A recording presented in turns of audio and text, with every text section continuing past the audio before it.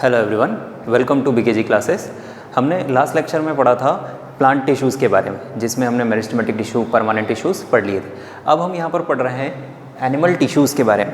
Plants में basically दो ही तरह के टिश्यूज़ होते हैं, लेकिन एनिमल्स में 4 डिफरेंट टाइप्स के टिश्यूज़ होते हैं। सभी के अलग अलग फंक्शन होते हैं और इनके सब टाइप्स भी होते हैं। सबसे पहला जो टाइप होता है एनिमल टिश्यू का, वो है एपिथेलियल टिश्यू। एपी का मतलब होता है आउटर कवरिंग, ठीक है। आउटर कवरिंग या इनर कवरिंग, मतलब जहाँ भी एपिथेलियल टिश्यू प्रेजेंट होगा वो प्रोटेक्शन के लिए कवरिंग बनाता है, या यूँ बोलें कि आउटर वॉल बनाता है, ठीक है।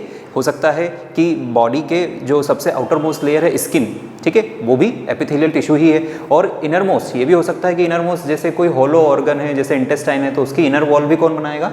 एपिथेलियल टिश्यू ही बनाएगा, ठीक है। फिर सेकेंड टाइप आता है कनेक्टिव टिश्यू। कनेक्टिव टिश्यू जैसे नाम से ही लग रहा है कि ये कनेक्शंस का काम करते हैं, है ना। इसमें अलग अलग तरह के टिश्यूज आते हैं, जिसमें एरियोलर, एडिपोज, ब्लड, ठीक है, टेंडन, लिगामेंट, इस तरह के कई सारे कनेक्टिव टिश्यूज आएंगे।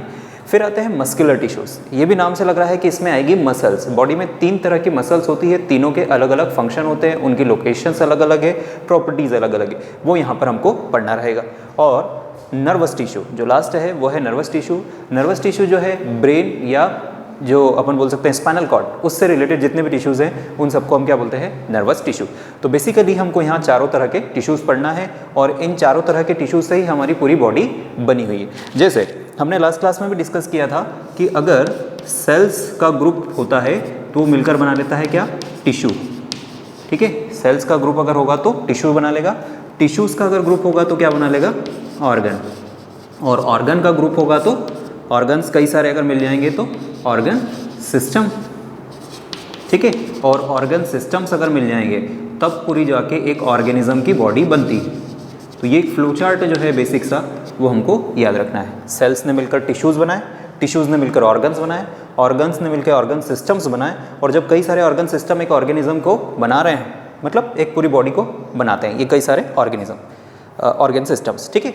अब हम देख रहे हैं एनिमल टिश्यूज़ का पहला टाइप एपिथेलियल टिश्यू। मैंने बताया कि एपी मीन्स होता है ऊपर या बाहर की तरफ, ठीक है। तो एपिथेलियल टिश्यूज़ जो है वो कवरिंग बनाने का काम करता है। हो सकता है कि एक्सटर्नल एनवायरनमेंट की तरफ या इंटरनल ऑर्गन्स की कवरिंग बनाने का काम करेगा। अब एपिथेलियल टिश्यू जैसा कि नाम है तो उसी से याद रखना है कि ये कौन सी सेल से मिलकर बना है? एपिथेलियल टिश्यू एपिथेलियल सेल से मिलकर बना है। It is made up of epithelial cells. अब इन सेल्स की क्या प्रॉपर्टी होती है? तो this cells are tightly packed and form a continuous sheet. मतलब ये बहुत टाइटली पैक्ड होती है और एक कंटिन्यूस शीट बनाती है, विच मीन्स कि अगर ये कोई एपिथेलियल सेल है, ठीक है, ये कोई एपिथेलियल सेल है तो उसके पास में ये एक और एपिथेलियल सेल हो गई, फिर और एपिथेलियल सेल्स, ऐसे ये टाइटली पैक्ड होती है, ठीक है, और ये टाइटली पैक्ड है। इनके बीच में कोई भी गैप नहीं है। ये भी हम लिखे हुए हैं कि यहाँ पर जो इंटरसेलर स्पेस है वो बिल्कुल भी प्रेजेंट नहीं है। Almost no intercellular space present and only small amount of cementing material is present. Cementing material मतलब दो सेल्स के बीच में जो जोड़ने के लिए मटेरियल होता है वो बहुत कम होता है, और इसीलिए यहाँ पर बिल्कुल भी गैप नहीं है। तो एपिथेलियल सेल जो है वो टाइटली पैक्ड है, कंटिन्यूस शीट बना रही है। ये भी हमने बोला कि ये कंटिन्यूस शीट बना रही है, और इनके बीच में जो सीमेंटिंग मटेरियल है वो बहुत कम है, और इसीलिए इंटरसेलर स्पेसेस भी इसमें नहीं है। नेक्स्ट पॉइंट आता है कि अगर कोई भी सब्सटेंस एंटर कर रहा है या बॉडी से बाहर जा रहा है, या तो बॉडी में एंटर कर रहा है या बॉडी से बाहर जा रहा है, उसको मिनिमम एक एपिथेलियम को क्रॉस करना ही पड़ेगा, ठीक है। इसका मतलब ये हुआ कि जो परमिएबिलिटी होती है कि कौन सा सब्सटेंस अंदर जाएगा बॉडी के या बॉडी से बाहर जाएगा, उसमें एक इंपॉर्टेंट रोल प्ले करता है एपिथेलियल टिश्यू।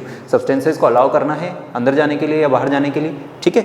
तो between environment and body as well as between different organs of the body permeability जो मिलेगी वो एपिथेलियम से मिलेगी, क्योंकि मिनिमम एक लेयर को तो क्रॉस करना ही पड़ेगा। एपिथेलियम लगभग हर जगह प्रेजेंट होता है, ठीक है। अब हम एपिथेलियल टिश्यू के कुछ और पॉइंट समझते हैं।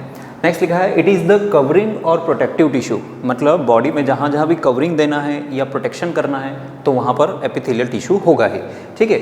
It covers the most organs and cavities with in the body. मतलब ज़्यादातर ऑर्गन्स जो होते हैं जिनकी हॉलो कैविटीज़ होती है, उन ऑर्गन्स की कैविटीज़ को भी और पूरे ऑर्गन को भी कवर करने का काम किसका है? एपिथेलियल टिश्यू का। हमने बोला ही ना कि ये क्या है? कवरिंग है। अब कहाँ कहाँ बॉडी में ये मिलता है, तो इसकी लोकेशन हो सकती है, जैसे सबसे पहला अपन ने बोला था स्किन, हमारी पूरी जो स्किन है एक्चुअल में कौन से टिश्यू से बनी हुई है, एपिथेलियल से ही बनी हुई है, ठीक है, एपिथेलियम बोलते हैं या एपिथेलियल टिश्यू बोलेंगे। तो ये सबसे इंपॉर्टेंट पॉइंट हो जाएगा कि skin is made up of epithelial tissues, ठीक है। Then the lining of the mouth as well as the lining of the blood vessels, तो लाइनिंग का मतलब होता है वॉल, हमारा जो माउथ है उसकी जो अंदर की वॉल है या जो ब्लड वेसल्स होती है उसकी पूरी वॉल बनी होती है, किससे बनी होती है, वो भी एपिथेलियल टिश्यू से ही। फिर लंग्स के अंदर कई सारे बलून लाइक स्ट्रक्चर्स होते हैं जो गैसेस एक्सचेंज का काम करते हैं, ऑक्सीजन को अंदर लेना, कार्बन डाइऑक्साइड को रिलीज करना, वो जो बलून लाइक स्ट्रक्चर्स हैं उनको बोला जाता है एल्वेलाई, और उनकी लेयर भी जो है वो किससे बनी है, एपिथेलियल टिश्यू से ही बनी होती है। फिर किडनी के अंदर कई सारे ट्यूब्यूल्स होती है, तो वो किडनी की ट्यूब्यूल्स भी जो है वो किससे बनी होगी, एपिथेलियल टिश्यू से। तो स्किन हो गया, lining of mouth as well as lining of blood vessels, lungs की एल्वेलाई और किडनी, ये सब एपिथेलियल टिश्यूज़ की लोकेशन होगी। अब एपिथेलियल टिश्यूज़ के हम टाइप समझते हैं, तो एपिथेलियल टिश्यू के बेसिकली दो टाइप होते हैं, simple epithelium and compound epithelium, है ना। सिंपल एपिथेलियम वो होता है जिसमें एपिथेलियल टिश्यू की सिंगल लेयर होती है, ठीक है, only a single layer of epithelial tissue is present, single layer of epithelial tissue is present, ठीक है, ये अपन ऐसा लिखते हैं single layer of epithelium found या प्रेजेंट, है ना। तो अगर एक ही लेयर है मीन्स लाइक दिस कि ये एक एपिथेलियल सेल है, उसके पास में ये नेबरिंग एक और एपिथेलियल सेल्स है, इस तरह से कई सारी एपिथेलियल सेल्स हैं, लेकिन लेयर कितनी है, तो हम बोलेंगे एक ही लेयर है, ठीक है, ये एक ही लेयर दिख रही है, इसके नीचे कोई दूसरा टिश्यू होगा। एपिथेलियल टिश्यू की एक लेयर है, मतलब ये क्या कहलाएगा, सिंपल एपिथेलियम। इसके अपोजिट कंपाउंड एपिथेलियम क्या होगा, यहाँ बोला हमने सिंगल लेयर, पर जब मोर देन 2 लेयर या मोर देन 1 लेयर, ठीक है, तो एक से ज़्यादा लेयर्स हो तब उसमें हम एपिथेलियम को क्या बोलेंगे, कंपाउंड एपिथेलियम। अब एक से ज़्यादा लेयर्स कैसे हो सकती है, ना सपोज ये तो एक लेयर हम मान ही लेते हैं कि ये एक लेयर हो गई एपिथेलियल सेल्स की, ठीक है, ये एक लेयर हो गई। अब इसके पास में एक और लेयर हो गई नीचे जस्ट उसके, है ना, इस तरह से, फिर इसके नीचे और एक और लेयर हो गई। तो जब कई सारे एपिथेलियल टिश्यूज़ की सेल्स की लेयर होती जाती है तो इसको हम क्या बोल देंगे, कंपाउंड एपिथेलियम, ठीक है, more than 1 layer of cells is present. तो ये टाइप हो गया। अब सिंपल एपिथेलियम के फिर 3 टाइप्स और होते हैं, वो हम देखते हैं। अब हम देख रहे हैं एपिथेलियल टिश्यू का जो फर्स्ट टाइप है सिंपल एपिथेलियम, जिसमें हमने बोला था single layer of cells present होती है, वो सिंपल एपिथेलियम का पहला टाइप होता है स्क्वैमस एपिथेलियम, ठीक है, स्क्वैमस एपिथेलियम। क्या है स्क्वैमस एपिथेलियम और इसकी सेल्स कैसी होती है, तो देखें cells are extremely thin and flat and form a delicate lining. जो स्क्वैमस एपिथेलियम होता है उसकी सेल्स बहुत थिन होती है और फ्लैट होती है, फ्लैट मतलब चपटे होना, ठीक है। जैसे यहाँ पर हमने डायग्राम में रिप्रेजेंट करने की कोशिश की है कि जो सेल्स है सारी बहुत थिन और फ्लैट है और डेलिकेट लाइनिंग बनाती है। डेलिकेट लाइनिंग मतलब बहुत पतली सी लाइनिंग बनाएगी। ऑब्वियस सी बात है, अगर फ्लैट सेल्स जो है वो फ्लैट रहेगी तो लाइनिंग भी जो है वो पतली बनेगी, ठीक है। तो ये बड़ा इंपॉर्टेंट पॉइंट है कि इसकी सेल्स थिन होती है, फ्लैट होती है और डेलिकेट होती है। अब ऐसा क्यों, ऐसा करना क्यों जरूरी है, कुछ जगहों पर ट्रांसपोर्टेशन होता है, सब्सटेंसेस को एक पार्ट से दूसरे पार्ट में मूव करना होता है। जैसे यहाँ पर हम देखें कि लंग्स की जो एल्वेलाई होती है और जो ब्लड वेसल्स होती है उनके बीच में सब्सटेंसेस को मूव करना होता है ना। सपोज एल्वेलाई कैसा दिखता है, तो एल्वेलाई ऐसे बलून लाइक स्ट्रक्चर्स है, ठीक है, बलून लाइक स्ट्रक्चर्स हैं और यहाँ ऑक्सीजन अंदर आती है, ठीक है, और इस ऑक्सीजन को ब्लड वेसल में ट्रांसपोर्ट करना होता है। मान लिया कि ये कोई ब्लड वेसल, ठीक है, जो ऑक्सीजन को बॉडी पार्ट्स तक लेकर जाएगी। तो इसका मतलब क्या हुआ कि इस ऑक्सीजन को यहाँ से ब्लड में ट्रांसफ़र करना है और उसके बदले में ब्लड वेसल जो बॉडी से कार्बन डाइऑक्साइड लाई है उस कार्बन डाइऑक्साइड को रिमूव करना है ना। अगर ये वाली मेम्ब्रेन और मतलब एल्वेलाई की ये मेम्ब्रेन और ब्लड वेसल की ये वाली मेम्ब्रेन ज़्यादा थिक हुई तो ये ट्रांसपोर्टेशन या डिफ्यूज़न नहीं हो पाएगा, ऑक्सीजन इस तरफ नहीं जा पाएगी, कार्बन डाइऑक्साइड दूसरी तरफ नहीं आ पाएगी। दैट मीन्स ये दोनों मेम्ब्रेन्स को किससे बनाना जरूरी है, स्क्वैमस एपिथेलियम से बनाना जरूरी है ताकि ट्रांसपोर्टेशन ईजिली हो सके, ठीक है। ये तो एक लोकेशन हो गई। इसके अलावा ईसोफेगस या जो माउथ की लाइनिंग होती है वहाँ पे भी सब्सटेंसेस का जो है ट्रांसपोर्टेशन हो सकता है, इसलिए यहाँ पर भी जो है जैसे यहाँ पर बोला अपन है ट्रांसपोर्टेशन के लिए, वैसे इसमें भी हो सकता है। तो लाइनिंग ऑफ लंग्स, एल्वेलाई या ब्लड वेसल्स वहाँ पर हमको ये याद रखना है कौन सा टिश्यू प्रेजेंट होगा, squamous epithelium. So simple epithelium का जो नेक्स्ट टाइप आता है वो है क्यूबॉइडल एपिथेलियम। क्यूबॉइडल एपिथेलियम नाम से लग रहा है कि इसमें कैसी सेल्स होती होगी, क्यूब लाइक सेल्स होती होगी, ठीक है। Single layer of cube like cell, single layer तो होगी क्योंकि सिंपल एपिथेलियम का टाइप है, जितने भी सिंपल एपिथेलियम होते हैं उसमें सिंगल लेयर ही होती है। बट जैसे हमने बोला कि इसके पहले वाला जो टिश्यू था स्क्वैमस, उसमें फ्लैट और थिन सेल्स थी, लेकिन यहाँ पर कैसी सेल्स हैं, क्यूब लाइक सेल्स। इन सेल्स का मेन काम होता है मैकेनिकल सपोर्ट प्रोवाइड करना, मतलब जहाँ पर भी ये रहेगी वो मैकेनिकल सपोर्ट प्रोवाइड करेगी, जो भी टिश्यू बना रही है वहाँ पर सपोर्ट प्रोवाइड करेगी। अब कहाँ होती है ये, तो याद रखेंगे it is found in the kidney tubules. जो किडनी टिब्यूल्स की लाइनिंग होती है, ठीक है, किडनी के अंदर कई सारी डक्ट्स होती हैं या टिब्यूल्स होती हैं, उसकी वॉल बनाने, उन टिब्यूल्स की वॉल बनाना या लाइनिंग बनाने का काम किसका है, क्यूबॉइडल एपिथेलियम का। इसके अलावा जो सलाइवरी ग्लैंड है जो सलाइवा का सिक्रीशन करती है, उसकी डक्ट में भी कौन सी ग्लैंड होती है, सॉरी उसकी जो डक्ट होती है वहाँ पर भी कौन सा टिश्यू होता है, क्यूबॉइडल एपिथेलियम होता है। अब क्यूबॉइडल एपिथेलियम दिखता कैसा है, तो कुछ इस तरह का दिखता है, ठीक है। ये कौन सा टिश्यू है, क्यूबॉइडल एपिथेलियम है।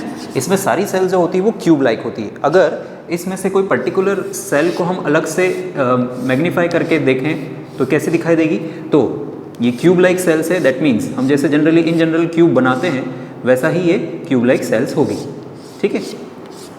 तो फॉर एग्जाम्पल ये एक क्यूब है ना, तो ये क्यूब जैसा दिख रहा है, तो ये एक्चुअल में एक सेल है। ऐसी सारी सेल्स यहाँ पर क्यूब लाइक ही होती है, इसके बीच में यहाँ पर न्यूक्लियस होगा, ठीक है। तो it is a cell, cube like cell, ठीक है। बस हम ये याद रखेंगे कि ये क्यूब लाइक सेल होती है, और जितनी भी क्यूब लाइक सेल्स मिलकर ये पूरी लेयर बनाएगी वो सिंगल लेयर ही रहेगी, और इसीलिए इसका नाम क्या होगा, क्यूबॉइडल एपिथेलियम। एपिथेलियल टिश्यू का जो नेक्स्ट टाइप आता है वो है कॉलमनार एपिथेलियम। कॉलमनार एपिथेलियम इसलिए इसको बोलते हैं क्योंकि इसकी जो सेल्स होती है वो कॉलम लाइक होती है, या ये बोलें पिलर लाइक होती है। जैसे यहाँ पर कुछ सेल्स हमने बनाई हुई है, ये सेल्स की जो लेयर है, ये सारी सेल्स कैसी दिख रही है, काफ़ी लंबी दिख रही है, ठीक है, तो कॉलम लाइक। इसलिए हमने बोला है cells are tall and column like. इसकी जो सेल्स होती है वो टॉल होती है, कॉलम लाइक होती है, या उसी को बोल सकते हैं हम पिलर लाइक, क्योंकि पिलर कैसे होते हैं, लंबे होते हैं, उसी तरह से ये सेल्स भी होती है, ठीक है। अब ये मेनली कहाँ होती है, तो जिस भी पार्ट में एब्जॉर्प्शन, जहाँ जहाँ एब्जॉर्प्शन और सिक्रीशन होता हो वहाँ पर मेनली कॉलमनार एपिथेलियम होता है, क्योंकि ये जो सेल्स हैं इनका फंक्शन ही होता है एब्जॉर्प्शन एंड सिक्रीशन। अब बेसिकली स्पेसिफिक हम पार्ट अगर याद रखेंगे तो वो क्या होगा, इंटेस्टाइन। जो डाइजेस्टिव सिस्टम में इंटेस्टाइन होती है, जहाँ पे फूड का एब्जॉर्प्शन होता है या कई सारे एंजाइम का सिक्रीशन होता है, क्योंकि एब्जॉर्प्शन और सिक्रीशन दोनों हो रहा है, तो इसलिए इंटेस्टाइन में कौन सा, कॉलमनार एपिथेलियम होगा, ठीक है। दिखने में ये इस तरह का दिखेगा। अब कॉलमनार एपिथेलियम का एक स्पेसिफिक टाइप हो सकता है जिसको बोलते हैं सीलिएटेड कॉलमनार एपिथेलियम, है ना। इसको सीलिएटेड क्यों बोला जा रहा है, क्योंकि इस पर क्या प्रेजेंट होते हैं, cilia. Now what are cilia, तो cilia are hair like projections. Hair like projections means अगर ये कॉलमनार एपिथेलियम है तो इसकी सरफेस पर ऐसे कुछ हेयर लाइक प्रोजेक्शन दिखाई देने लगेगी, काफ़ी थिन होते हैं और हेयर लाइक होते हैं, इसीलिए इनको बोला है सीलिया, ठीक है। तो जिस भी कॉलमनार एपिथेलियम पे सीलिया प्रेजेंट हुए, जैसे ये कॉलमनार एपिथेलियम तो है ही, और इसके सरफेस पर क्या प्रेजेंट है, सीलिया प्रेजेंट है, तब उसको बोलने लगे सीलिएटेड कॉलमनार एपिथेलियम। अब इसकी लोकेशन क्या है, ये कहाँ मिलता है, तो हम बोलेंगे रेस्पिरेटरी ट्रैक। ये मिलता है बेसिकली रेस्पिरेटरी ट्रैक, ठीक है। तो वहाँ पर ये क्या करता है, म्यूकस को पुश करने का काम करता है। रेस्पिरेटरी ट्रैक मतलब जो हमारा ब्रीदिंग का ट्रैक है उसमें, और वहाँ पर ये म्यूकस को, सारे सीलिया एक साथ एक तरफ मूव होते हैं और जिस कारण से म्यूकस एक स्पेसिफिक डायरेक्शन में मूव हो सकता है। तो ciliated columnar epithelium is found in the respiratory tract. अब हम देख रहे हैं एपिथेलियल टिश्यू का सेकंड टाइप, स्ट्रेटिफाइड एपिथेलियम, या जिसको हमने कंपाउंड एपिथेलियम बोला था। सिंपल एपिथेलियम में सिंगल लेयर ऑफ सेल्स मिलकर टिश्यू बनाती है, लेकिन स्ट्रेटिफाइड एपिथेलियम जो होती है यहाँ पर एक से ज़्यादा सेल्स होती है, ठीक है। तो इसीलिए लिखा है made up of more than one layer of cells, एक से ज़्यादा सेल्स की लेयर रहेगी। कहाँ पर होता है बेसिकली ये, तो स्किन में, क्योंकि स्किन आउटर मोस्ट बाउंड्री है बॉडी की। कोई भी वियरिंग या टियरिंग जो होती है, कट फट जाने से बचाने के लिए स्किन जो है वो एक से ज़्यादा लेयर की बनी होती है, ठीक है। And it helps in protection, wear tear से बचाने का इसका काम होता है। नेक्स्ट आता है ग्लैंडुलर एपिथेलियम। कुछ एपिथेलियल सेल्स ऐसी होती है, या यूँ बोले कि कुछ एपिथेलियल टिश्यू ऐसा होता है जो मॉडिफाई हो जाता है और सिक्रीशन करने लगता है। तो जब वो सिक्रीशन कर रहा है, ये सिक्रीशन अलग अलग तरह के हो सकते हैं, जैसे कि हार्मोन हो सकते हैं या फिर एंजाइम हो सकते हैं, है ना, इस तरह के सिक्रीशन हो सकते हैं। तो वो जो सिक्रीशन करने वाला मॉडिफाइड एपिथेलियल टिश्यू है उसी को हम बोलते हैं ग्लैंडुलर एपिथेलियम, या मोस्ट कॉमनली इनको बोल दिया जाता है ग्लैंड्स। ठीक है। तो बॉडी में कई तरह की ग्लैंड्स होती है, वो ग्लैंड्स एक्चुअल में बनती कौन से टिश्यू से? एपिथेलियम से ही बनती है, इसलिए इसको ग्लैंडुलर एपिथेलियम बोला है। और इनका काम क्या होगा? सिक्रीशन करना, ठीक है। तो ये हमारा कौन सा टिश्यू कंप्लीट हुआ यहाँ पर?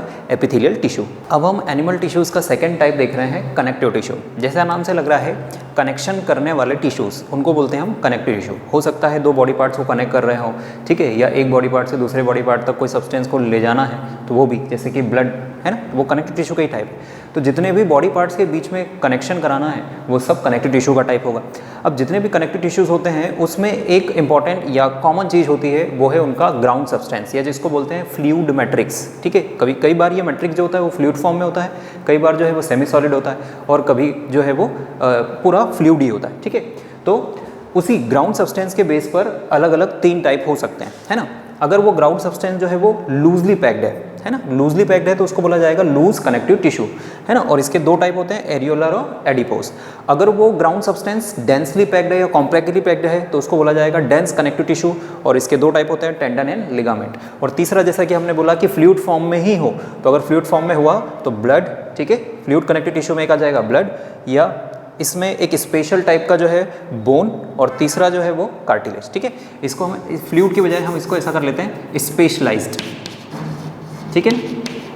इसको हम कर लेते हैं specialised, which means blood is only a fluid connective tissue, बाकी बोन और कार्टिलेज जो है उनमें अलग स्पेशल टाइप का टिश्यू हो सकता है, मतलब मैट्रिक्स हो सकता है, ठीक है।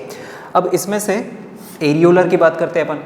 एरियोलर टिश्यू, जैसा हमने बोला कि ये किसका टाइप है? ये लूज कनेक्टिव टिश्यू का टाइप है, ठीक है।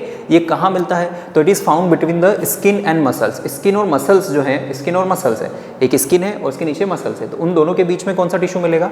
एरियोलर टिश्यू मिलेगा, ठीक है। इसके अलावा ब्लड वेसल्स के अराउंड भी यही मिलेगा, है ना, ब्लड वेसल्स के अराउंड भी मिलेगा। फिर नर्व्स, है ना, या बोन मेरो, इनमें भी मिलेगा, यही एरियोलर टिश्यू ही मिलेगा। अब इसका फंक्शन क्या है? ये बड़ा इंपॉर्टेंट है, एरियोलर टिश्यू का फंक्शन।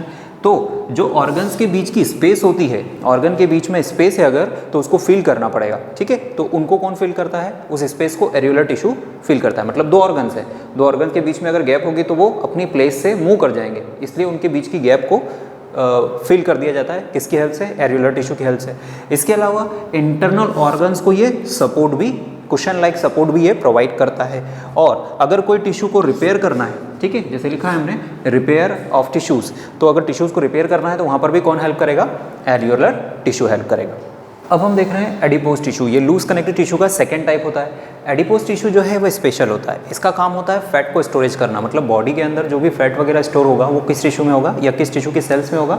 एडिपोज टिश्यू की सेल्स, ठीक है ना। यहाँ लिखा भी हमने, the cells of this tissue are filled with fat globules, ठीक है। तो इस टिश्यू की जो सेल्स होती है वो फैट ग्लोब्यूल्स को स्टोर करती है, ठीक है। और इसकी सेल्स को बोला क्या जाएगा? तो इसकी सेल्स को बोला जाता है adipocytes. The cells of adipose tissue are known as adipocytes, ठीक है। तो ये कहलाएगी क्या? एडिपोसाइट्स। अब ये मिलता कहाँ है? तो it is found below the skin and between the internal organs. Skin के जस्ट नीचे एरियोलर और एरियोलर के नीचे एडिपोज टिश्यू, ठीक है। तो स्किन के नीचे भी मिलेगा, और इंटरनल ऑर्गन्स जो बॉडी के अंदर के ऑर्गन्स है उनके बीच में भी ये मिलेगा, वहाँ भी ये फैट स्टोरेज करने का काम करता है।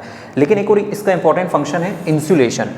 इंसुलेशन का मतलब होता है बॉडी की जो हीट है उसको बाहर नहीं आने देना, या बाहर से कोल्ड टेम्परेचर को अंदर नहीं आने देना, ठीक है। तो इसको बोला जाता है इंसुलेशन। तो हमसे पूछा जा सकता है कि इंसुलेशन करने का काम कौन सा टिश्यू करता है, तो हम बोलेंगे उसके लिए एडिपोज टिश्यू। ये 3 पॉइंट्स इसमें याद रखना है। नेक्स्ट आता है डेंस कनेक्टिव टिश्यू। अब डेंस कनेक्टिव टिश्यू जो है, हमने पहले ही बोला कि इसका जो मैट्रिक्स होता है, जो ग्राउंड सब्सटेंस होता है, वो डेंसली पैक्ड होता है। इसके अंदर जो भी फाइबर्स या टिश्यूज़ होते हैं, सेल्स होती है, वो सब डेंसली पैक्ड होती है, ठीक है। इसमें पहला टाइप आता है टेंडन। टेंडन जो है ये बड़ा इंपॉर्टेंट इशू है, और ये याद रखेंगे कि ये एक मसल को बोन से कनेक्ट करता है। मींस एक मसल और बोन को अगर कनेक्ट करना है तो वो कौन करेगा? टेंडन करेगा। सारे कनेक्टिव टिश्यू हैं तो कनेक्शन का काम तो करेंगे ही। और ये एक फाइब्रस टिश्यू होता है। फाइब्रस टिश्यू मतलब इसमें कई सारी प्रोटीन की बनी हुई फाइबर्स होती है, इसलिए इसको फाइब्रस टिश्यू बोला जाता है। और ये काफ़ी मजबूत भी होता है विथ ग्रेट स्ट्रेंथ, ठीक है। तो ये फाइब्रस टिश्यू बड़ी स्ट्रेंथ वाला होता है, बट इसकी फ्लेक्सिबिलिटी लिमिटेड होती है। लिमिटेड फ्लेक्सिबिलिटी मतलब मजबूत तो है पर वो मुड़ नहीं सकता ज़्यादा, ठीक है, फ्लेक्सिबल नहीं, ठीक है। तो टेंडन जो है वो मसल से बोन को कनेक्ट करता है, फाइब्रस होता है, मजबूत होता है, ग्रेट स्ट्रेंथ वाला, बट लिमिटेड फ्लेक्सिबिलिटी वाला, ठीक है। सेकेंड आता है लिगामेंट। ये भी डेंस कनेक्टिव टिश्यू का ही टाइप है, मतलब इसका भी जो ग्राउंड सब्सटेंस रहेगा वो डेंसली पैक्ड होगा।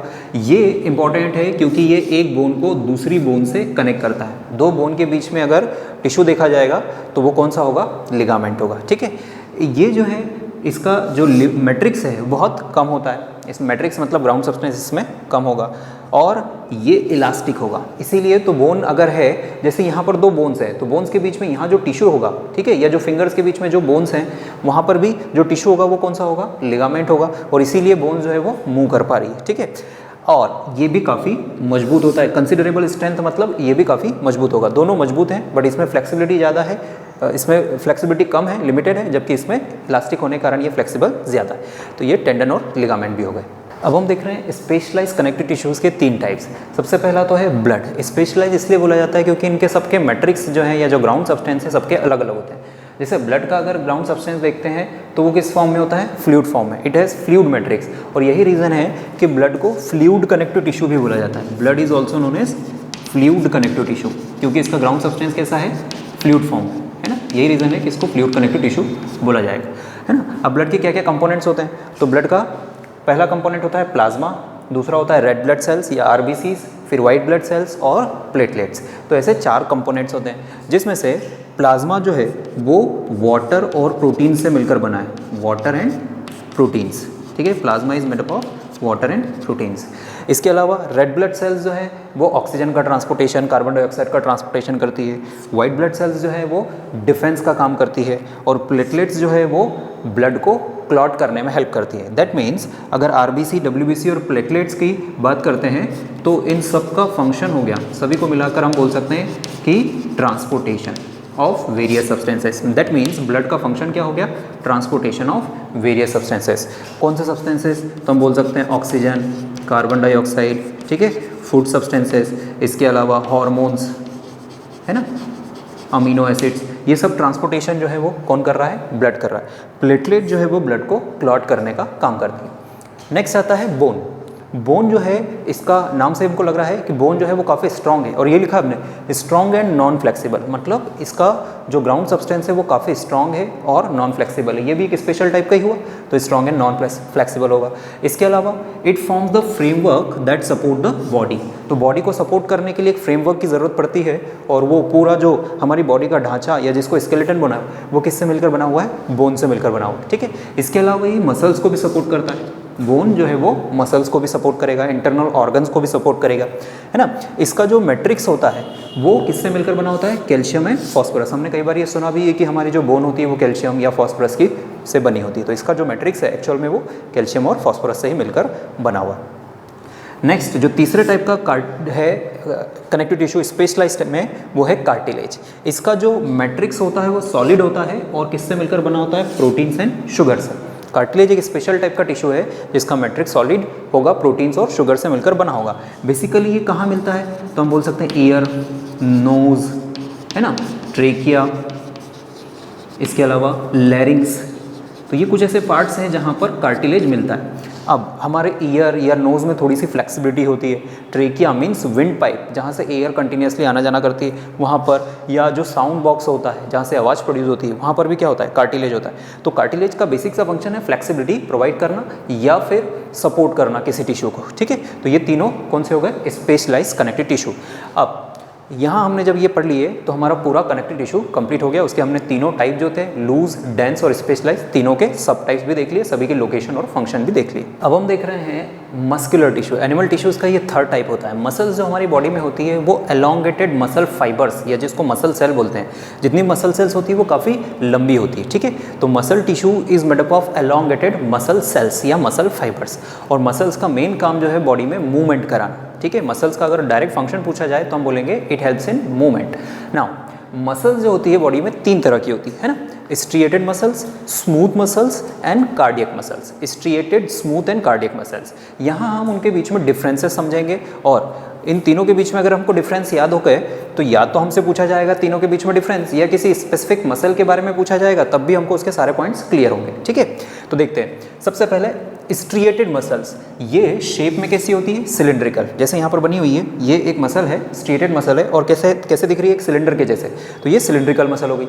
फिर शेप स्मूथ मसल्स की अगर बात करते हैं तो कैसा होता है इसका स्पिंडल शेप, जैसे यहाँ दिख रहा है ये पूरा शेप जो होता है इसको स्पिंडल बोला जाता है। या अगर अपन एक बार और बना के देखें तो ये जो शेप होगा इसको हम बोलेंगे स्पिंडल शेप, ठीक है।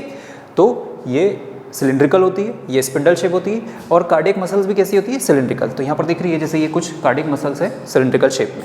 फिर न्यूक्लियस की बात आती है, तो यहाँ जो स्ट्रिएटेड मसल्स है इसमें कई सारे न्यूक्लियस होते हैं, ठीक है। तो ये सब इसके न्यूक्लियाई है ना, तो इनको हम बोल रहे हैं न्यूक्लियाई। और कई सारे हैं इसलिए कंडीशन को क्या बोला है, मल्टी न्यूक्लिएटेड। तो इसमें एक से ज़्यादा न्यूक्लियस होते हैं, जबकि यहाँ एक ही न्यूक्लियस होता है। इसलिए जैसे दिख रहा है एक मसल सेल है, जैसे हमने ये बनाई एक मसल सेल, तो उसके अंदर यहाँ पर एक न्यूक्लियस रहे, तो ये uninucleated, uni mean single. यहाँ पर यूनी न्यूक्लिएटेड कंडीशन होती है, ठीक है। जनरली एक मसल में एक ही न्यूक्लियस होता है, कुछ केसेस में मल्टी न्यूक्लिएटेड कंडीशन हो सकती है, बट इसमें बेसिकली याद रखना यहाँ मल्टी न्यूक्लिएटेड है, बाकी दोनों में यूनी न्यूक्लिएटेड। फिर आता है ब्रांचेस, तो इसमें कोई ब्रांचेस नहीं होती। जैसे ये एक मसल है तो ये पूरी कंप्लीट एक ही मसल रहेगी, इसलिए इसको अनब्रांच बोला जाता है। वैसे यहाँ पर भी ये एक मसल है तो ये भी एक ही सिंगल मसल है, ये सिंगल मसल ऐसा है, तो कोई ब्रांचिंग नहीं होती, इसलिए इसको भी अनब्रांच बोलते हैं। तो स्ट्रिएटेड और smooth muscle both are unbranched, but cardiac muscles are branched. कैसे, तो यहाँ पर दिख रही है ये एक कार्डियक मसल है और इससे एक ब्रांच निकली तब दूसरी जुड़ी हुई, फिर इससे एक ब्रांच निकली तीसरी जुड़ी हुई, फिर एक और ब्रांच निकली चौथी जुड़ी हुई। ऐसी कई सारी मसल्स, मतलब ऑलमोस्ट सारी कार्डियक मसल जो है वो ब्रांचेस निकालती है, या यूँ बोले वो सभी एक दूसरे से जुड़ी हुई है ब्रांचेस की हेल्प से, इसलिए इन मसल्स को क्या बोला जा रहा है, ब्रांच्ड मसल्स, ठीक है। फोर्थ पॉइंट आता है स्ट्रिएशंस का। स्ट्रिएशंस का क्या है, स्ट्रिएशंस तो यहाँ पर दिख रहे हैं अल्टरनेट पोजीशन पे, ये देखें ये एक बैंड हो गया, फिर ये बैंड हो गया, तो अल्टरनेट पोजीशन पे लाइट डार्क ऐसे बैंड्स प्रेजेंट होते हैं। इन्हीं बैंड्स को बोला जाता है स्ट्रिएशंस, ठीक है। तो इनको बोला जाएगा स्ट्रिएशंस, और क्योंकि यहाँ पर स्ट्रिएशंस प्रेजेंट होते हैं इसीलिए इनका नाम क्या है, स्ट्रिएटेड मसल्स। यहाँ कोई स्ट्रिएशन नहीं होते हैं, पूरी मसल जो है वो स्मूथ दिखाई देती है, इसलिए नाम भी क्या है, स्मूथ मसल्स।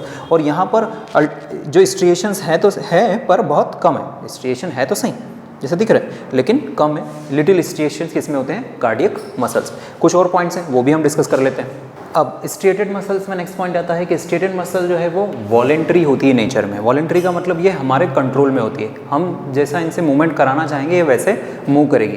कैसे समझे इसको, तो इसका एक एग्जांपल है, जैसे हमने बोला ये मिलती कहाँ है, it is found in limbs, ठीक है। लिम्स का मतलब होता है हाथ और पैर, हैंड्स एंड लेग्स। तो हैंड्स और लेग्स या जो बॉडी के अंदर स्केलेटन है, उस स्केलेटन से अटैच्ड जितनी भी मसल्स रहेगी उन सबको हम स्ट्रिएटेड मसल्स बोलेंगे। और इसीलिए इन्हीं मसल्स का नाम स्केलेटल मसल्स भी होती है, because striated muscles are found with attached with skeleton, therefore they are also known as skeletal muscles. अब हैंड्स, अगर हमको हैंड्स को मूव करना है, यहाँ से यहाँ ले जाना है या इस तरफ ले जाना है, तो हैंड्स या लेग्स जो हैं वो हमारे कंट्रोल के हिसाब से मूव करते हैं। That means those muscles which are in our control, है ना, उनका नेचर हम क्या बोलेंगे, वॉलेंट्री। जबकि यहाँ smooth muscles and cardiac muscles both are involuntary in nature. Involuntary मतलब ये जो है वो हमारे कंट्रोल में नहीं है ना, इनवॉलेंटरी नेचर की है। कार्डियक मसल्स भी जो है वो इनवॉलेंटरी नेचर की है। अब कैसे इसको समझें, तो इंटरनल ऑर्गन जो भी होते हैं, है ना, इंटरनल ऑर्गन जैसे कि एलिमेंट्री कैनाल, हमारा जो डाइजेस्टिव सिस्टम है, तो डाइजेस्टिव सिस्टम की मसल्स को हम कंट्रोल नहीं कर सकते, है ना, इसलिए ये जो मसल्स है वो किस नेचर की हो गई, इनवॉलेंट्री नेचर से। वैसे ही कार्डियक मसल्स कहाँ मिलती है, हार्ट में। तो हार्ट की मसल्स को भी हम कंट्रोल नहीं कर सकते, ये अपने हिसाब से कॉन्ट्रैक्ट और रिलैक्स होती रहती है ना। तो ये भी इसलिए क्या कहलाएगी, इनवॉलेंट्री मसल। ये हमारा यहाँ पर टिश्यू कंप्लीट हुआ, मस्कुलर टिश्यू, है ना। ओके, अब हम एनिमल टिश्यूज़ का लास्ट टिश्यू समझ रहे हैं जो कि है नर्वस टिश्यू। नर्वस टिश्यू जो बना होता है वो मेनली बना होता है नर्व सेल्स से, ठीक है। Nervous tissue is made up of nerve cells, जो कि कुछ इस तरह की दिखाई देती है, काफ़ी एलोंगेटेड होती है, उसमें ब्रांचेस भी होती हैं, फाइब्रस होती है, ठीक है। तो it is made up of nervous tissue, nerve cells, and this nerve cells are also known as neurons. इन्हीं नर्व सेल्स का एक और नाम क्या हो जाएगा, न्यूरॉन्स, है ना। ये जो सेल्स होती है इनके पास एबिलिटी होती है किसी सिग्नल या स्टिमुलस जो भी आ रहा है, सिग्नल आ रहा है उसके सामने रिस्पॉन्ड करने में। तो cells possesses the ability to respond to stimulus, ठीक है। जैसे अगर कोई हॉट ऑब्जेक्ट है, उसको हाथ टच हो जाता है तो वहाँ से इमीडिएटली हाथ हट जाता है, वो ऐसा पॉसिबल क्यों हुआ, इस स्टिमुलस को डिटेक्ट किसने कर लिया, इन नर्व सेल्स ने, ठीक है। इसके अलावा cells transfer signal from body parts to brain और स्पाइनल कॉर्ड, ठीक है। तो जो भी सिग्नल ये रिसीव करती है बॉडी पार्ट्स में, ये उसको कहाँ ट्रांसफर करती है, ब्रेन तक, है ना, ब्रेन या स्पाइनल कॉर्ड तक। ब्रेन उस सिग्नल को एनालाइज करके वापस से एक और सिग्नल भेजता है ऑर्गन के पास, ठीक है। जैसे हमने बोला कि कोई गर्म चीज़ है, उसको हाथ टच हो गया तो पहले इसका सिग्नल जाएगा स्पाइनल कॉर्ड तक कि चीज़, वो जो पर्टिकुलर ऑब्जेक्ट है वो गर्म है, उसका सिग्नल कहाँ पहुँचा, स्पाइनल कॉर्ड या ब्रेन तक। फिर ब्रेन ने उसके बदले में वापस एक सिग्नल भेजा, कहाँ पर, हाथ की मसल्स में, कि वहाँ से हाथ हटाओ, ठीक है। तो ये सिग्नल जो लाने ले जाने का काम कर रहे हैं वो कौन सी सेल्स हैं, नर्व सेल्स हैं, ठीक है। नाउ अब ये जो सिग्नल नर्व फाइबर के अंदर फ्लो होते हैं या चल रहे हैं, इन्हीं को बोला जाता है नर्व इम्पल्स, ठीक है। तो इसे लिखा है the signal that passes along the nerve fibre is called nerve impulse, है ना। सिग्नल जो है वो ब्रेन से बॉडी पार्ट की तरफ भी जा सकता है या बॉडी पार्ट से ब्रेन की तरफ भी जा सकता है, लेकिन हम सिग्नल को बोलेंगे क्या, इम्पल्स, ठीक है। Now how a nerve cell looks like, तो ये नर्व सेल जो है वो काफ़ी एलोंगेटेड और ब्रांच्ड होती है और इसके अलग अलग पार्ट्स होते हैं। जैसे सबसे पहले ये जो फाइबर्स यहाँ पर दिख रही है, इनको बोला जाता है डेंड्राइट्स, ठीक है। ये फाइबर्स क्या कहलाएगी, डेंड्राइट्स। जो भी सिग्नल आएगा वो यहीं से अंदर जाएगा, ठीक है। उसके बाद ये होगा उसका न्यूक्लियस, ये हो गया न्यूक्लियस, है ना। न्यूक्लियस के आसपास ये वाला पूरा पोर्शन जो रहेगा उसको बोलेंगे साइटोप्लाज्म, ठीक है। तो ये हो गया साइटोप्लाज्म, क्योंकि सेल है तो उसके पास न्यूक्लियस और साइटोप्लाज्म तो होगा। और इसी पूरे स्ट्रक्चर को जहाँ पे न्यूक्लियस और साइटोप्लाज्म है, उसी को मिलाकर क्या बोल सकते हैं हम, सेल बॉडी, ठीक है। उसी को बोल देंगे सेल बॉडी। फिर ये जो एलोंगेटेड फाइबर यहाँ पर नज़र आ रही है, इसका नाम होगा एक्सॉन, ठीक है ना, इसको बोलेंगे एक्सॉन। तो पहले सिग्नल यहाँ से डेंड्राइट से अंदर जाएगा सेल बॉडी की तरफ, सेल बॉडी से फिर एक्सॉन की तरफ, और फाइनली इन टर्मिनल एंड्स पर पहुँचेगा। इनको बोला जाता है नर्व एंडिंग्स, ठीक है। इनको बोला जाएगा नर्व एंडिंग, क्योंकि यहाँ पर नर्व सेल क्या हो रही है, एंड हो रही है, तो सिग्नल नर्व एंडिंग तक जाएगा। उसके बाद नेक्स्ट नर्व सेल या मसल सेल हो सकती है, वहाँ पर ये सिग्नल चले जाएगा। तो डेंड्राइट्स, सेल बॉडी, एक्सॉन और नर्व एंडिंग बेसिकली 4 पार्ट्स हैं और चारों के फंक्शन है कि सिग्नल्स को ट्रांसफ़र करना। अब नर्वस टिश्यू जो है उसका फंक्शन क्या है, तो जितनी भी बॉडी में एक्टिविटीज़ हो रही है, ठीक है, बॉडी में जो भी एक्टिविटीज़ हो रही हो, चाहे मसल्स का मूवमेंट हो या फिर कोई बॉडी में सिक्रीशन करना हो, वो सब किसके कारण पॉसिबल है, इस नर्वस टिश्यू के कारण ही पॉसिबल है, ठीक है। तो इसलिए ये एक बड़ा इंपॉर्टेंट टिश्यू हो जाता है। यहाँ पर हमारे जो सारे टिश्यूज़, एनिमल टिश्यूज़ जो है वो कंप्लीट हो गए। ये चैप्टर हमारा यहाँ पर कंप्लीट हो गया। Thank you.